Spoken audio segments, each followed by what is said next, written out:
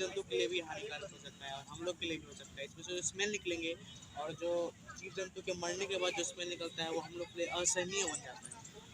और जो समुंदर है, समुंदर के पास हम लोग फैक्ट्री सेटअप कर रहे हैं, जिससे कि इसमें जो केमिकल वाले ये हार्मफुल केमिकल वाले जो पानी होता है वो सीधा इसमें डाल दिया जाता है बिना कुछ सोचे समझे।